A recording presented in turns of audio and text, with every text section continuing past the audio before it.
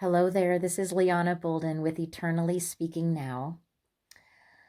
Well, years ago, I had such an intense experience with God that I hesitated sharing it publicly for years. I just didn't think I could do it justice by trying to explain it to others.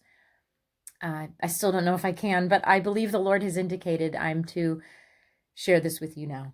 So I'm going to give it my best effort, and I trust that I've heard Him accurately and pray my words capture what I saw and sensed.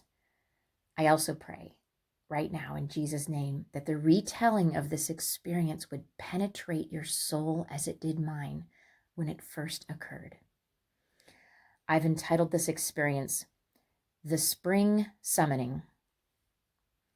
I'll start with Deuteronomy 33, verses 26 to 27, which say, "There is no one like the God of Jeshurun, who rides the heavens to help you, and in his excellency on the clouds.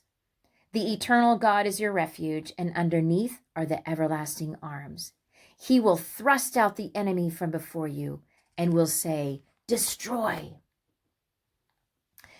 One of the things I've greatly enjoyed back when I lived in Texas was the big Texas sky.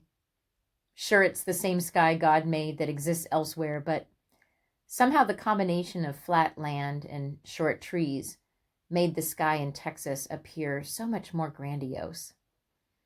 Since I absolutely love clouds, the unpredictable weather and the vast sky in the Lone Star State produced some stunning views for me while we had lived there.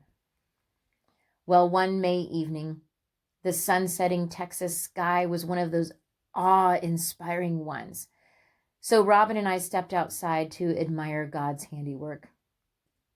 We looked up, amazed, viewing the panoramic beauty that engulfed the entire sky above and all around us. The sky was full of cloudy textures and depths that were indescribable, with this orangey, fire-filled firmament crying out the glory of God all around us. At some point in the midst of my admiration, I tell you, the glory of the Lord indeed broke forth. Yes, his glory shot from the mouths of the clouds and into the depths of my soul, and I beheld a vision of the Lord's face in the midst of the sky. Underneath his face, his hands reached out from the cloudy patterns.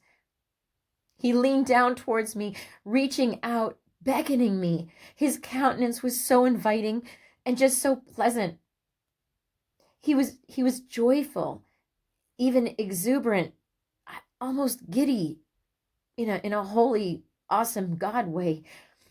It was as if he was happy to see me and talk with me and be with me, if that makes sense. All of this was within a split second, but the impact on my soul was beyond what words can express. I could barely catch my breath. It was so real. Meanwhile, within that same split second, coupled with this vision, a message filled my heart and my mind. I didn't hear an audible voice. It was just a sense or a feeling, an experience without words, from the Spirit of God directly to my inner being. And I need to put words to it to explain to you what it was. So here's the essence of what Jesus spoke to me. Listen. He said, "You have no idea what I have in store for you up here. It's amazing.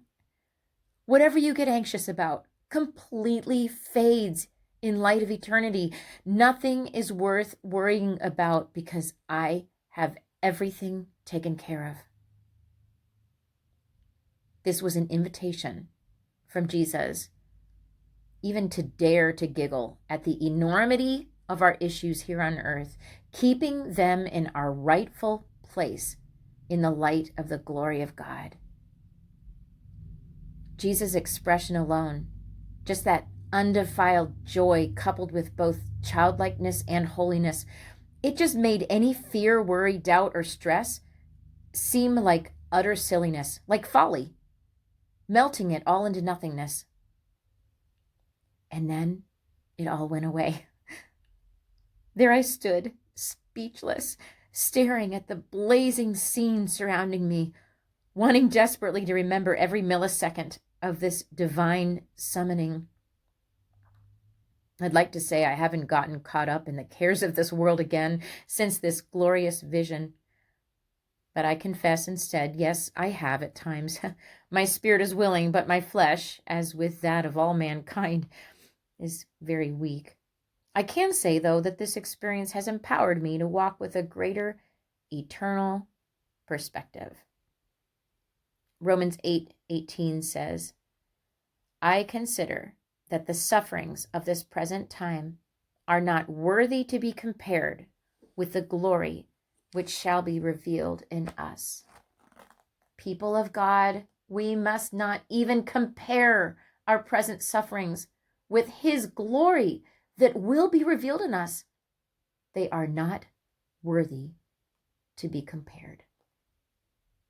So I leave you with a challenge. This was a summoning, a clear bidding from God to keep an eternal perspective and not get hung up on the things of the earth. Will you dare to live that way with me?